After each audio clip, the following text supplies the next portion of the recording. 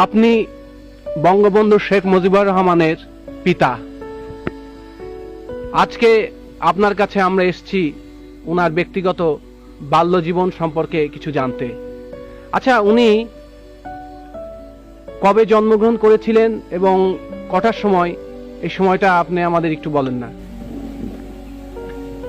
1920 7ই March.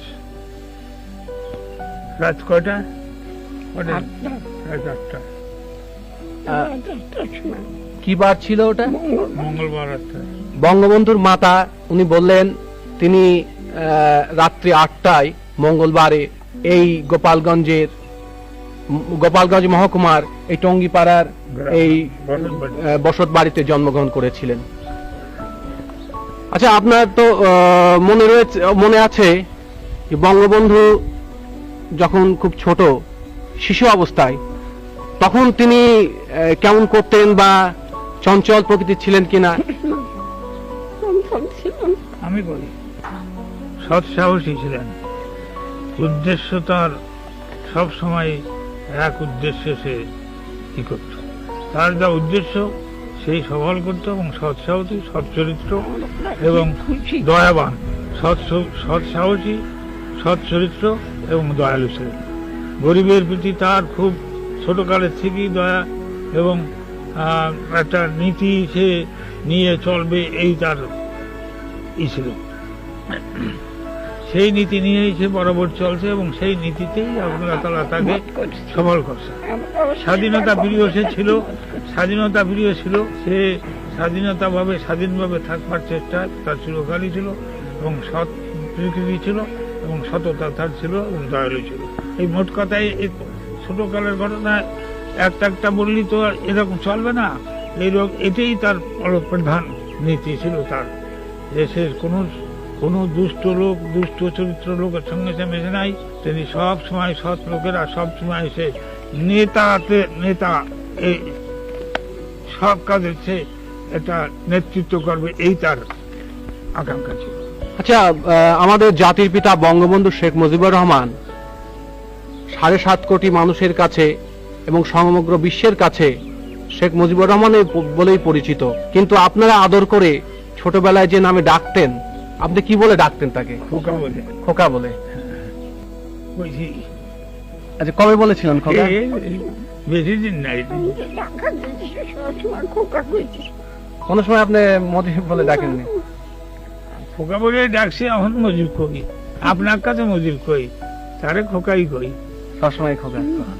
আচ্ছা, ছোটবেলায় উনি আপনার কথা টথা শুনতেন?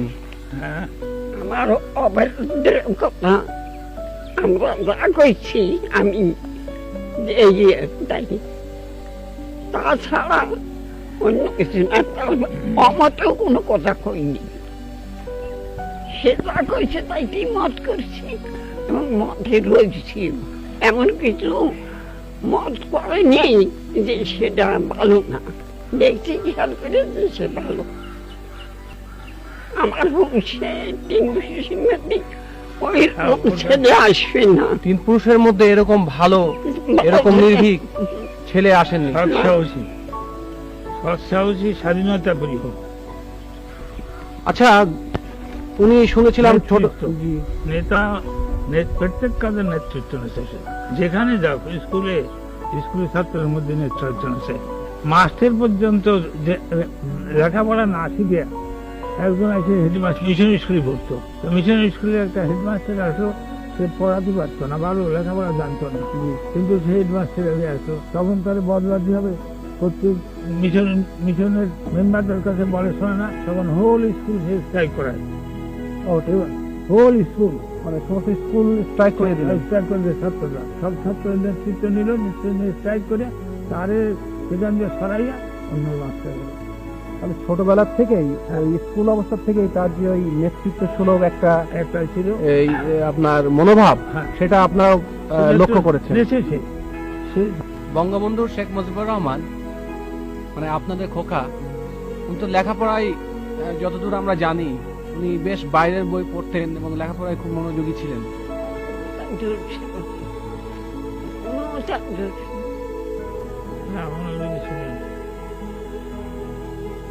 এরকম থেকে হয় না, আল্লাহ দেখতে পাইছি তার শান সে দিতে পেরেছে।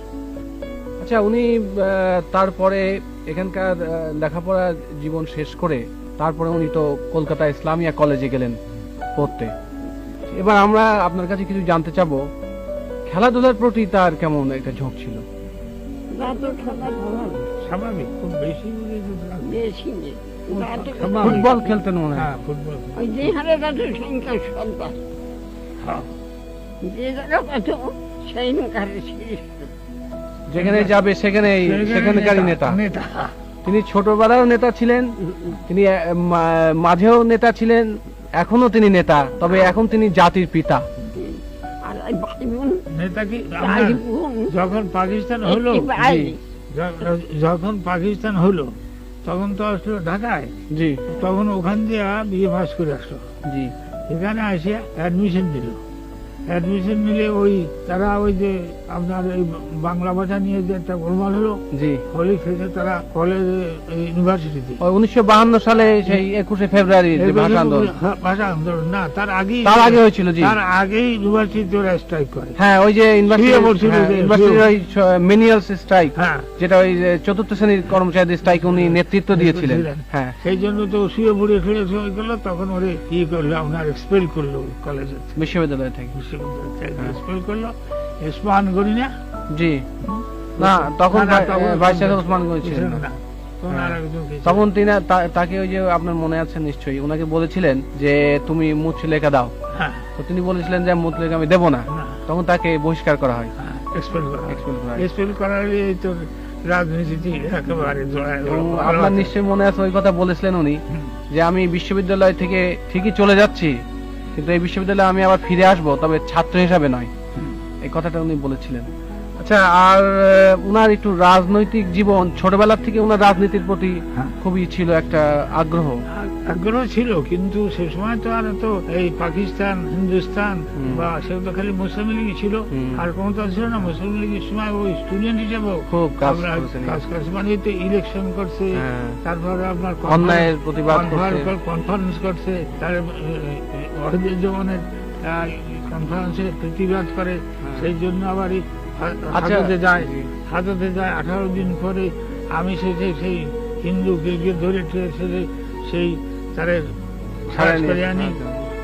আচ্ছা, আর একটা কথা আমরা অনেক ওনার জীবনীতে পড়েছি, উনি ছোটবেলা থেকে ভীষণ দয়ালু ছিলেন। হ্যাঁ। একবার ওই সেই আপনার গোলাপ থেকে ধান দিয়ে দিছিলেন, তারপরে ওই শাড়ি, ওই লুঙ্গি দিয়ে দিছিলেন। এটা তো আপনি দুই একটা ঘটনা আমাদের বলেন না, ওই তো ওর ন্যাংটা হয়েছিল, তারে কাপড় দিয়ে চলে আসলো বাড়ি। এটা কিভাবে হয়েছিল? এটা হয়েছিল সেই ছেলেটা আপনার আইএ পাস করছে, জি একজন জজ সাহেবের ছেলে, জি মাদারীপুর বাড়ি। জি তো ওর সঙ্গে তার জানাশোনা ছিল। তো ওর মাথা খারাপ হয়ে যায়, মাথার ওখানে গোপালগঞ্জে আসে।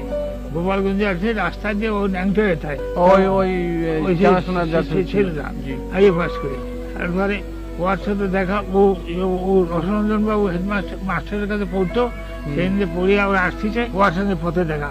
ও করছে, ভাই তোর কাবুরান আমার দে, আমার কান কাবুর দে। তখন ও কি করবে, তখন ও নিজের কাবুর খান খুলে তারে দিয়া, গায়ে চাদর ছিল, তাই যে নিজে বাসায় আসলো পড়িয়া। আমি বললাম, বলে তোর কাবুর করি, বলে তা দিয়েছি। কারে দিয়েছি বলে পাগলা বাটারে বয়স করছি, যা। এই হলো তার। আর আপনার ওই গোলাপ থেকে একবার ওই দুর্ভিক্ষ হয়েছিল, তারা দান পান সেই উনি লোকের সেই দুঃখ কষ্ট দিয়ে মনের মধ্যে উনি আর খুব কষ্ট হয়েছিল, এবং তখন ওই গোলাপ থেকে ধান দিয়ে দিয়েছিল। মোট কথা তো হয়েছে, তখন আপনার কিছু বলেননি? এটা তিনটে কথা।